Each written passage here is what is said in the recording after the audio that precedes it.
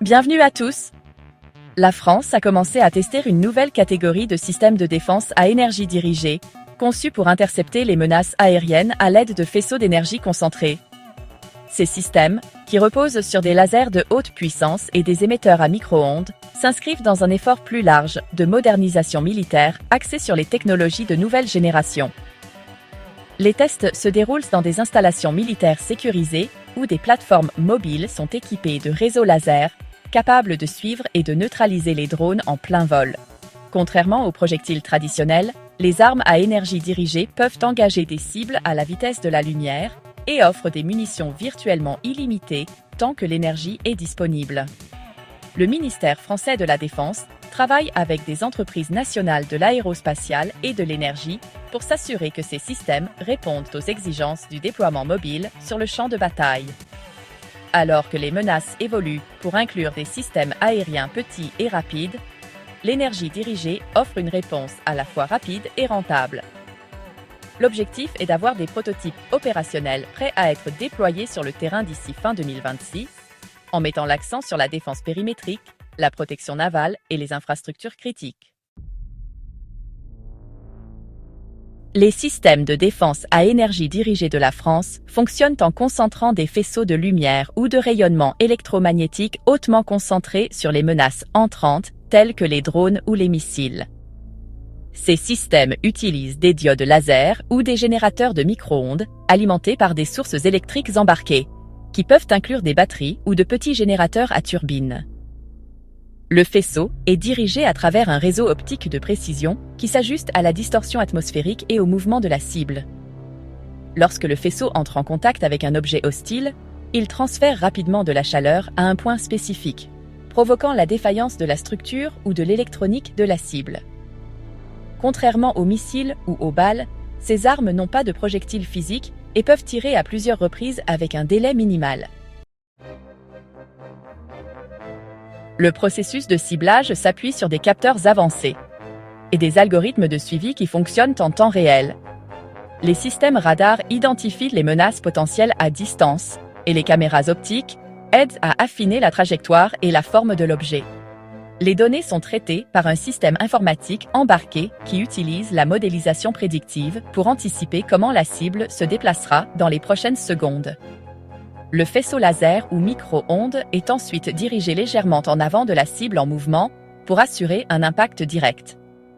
Tout ce processus se déroule en quelques millisecondes, ce qui le rend adapté à l'interception de menaces aériennes petites et rapides, comme les quadricoptères ou les mini-drones.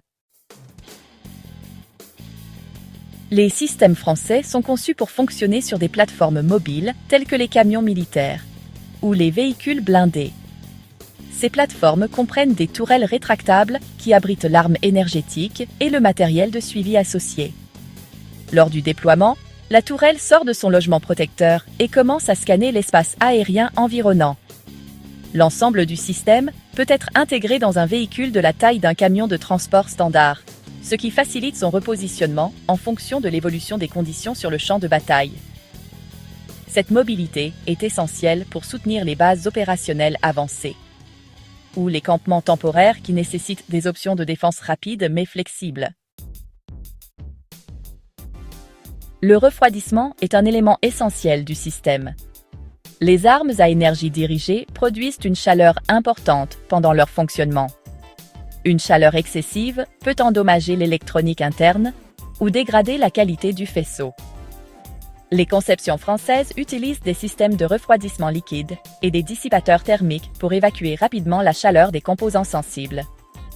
Certaines conceptions incluent des cartouches de gaz comprimés ou des échangeurs de chaleur rotatifs pour une utilisation prolongée. L'objectif est un fonctionnement continu ou semi-continu, sans longues interruptions pour éviter la surchauffe. La production d'énergie est un élément clé.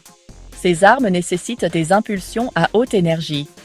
Les batteries traditionnelles ne sont pas suffisantes pour une utilisation à long terme.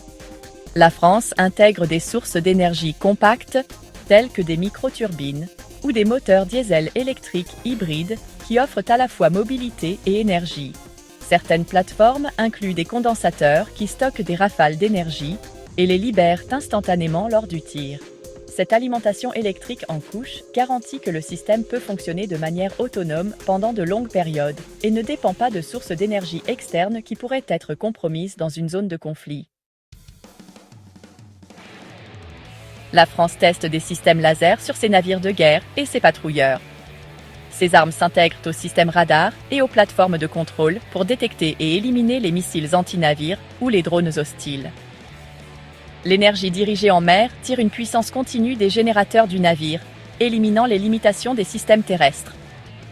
Les armes fonctionnent à distance depuis la passerelle, ou répondent automatiquement aux menaces post sans délai.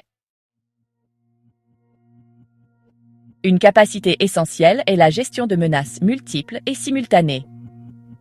Les systèmes avancés changent rapidement de cible, tirant des rafales à mesure que différents drones ou missiles entrent dans leur portée.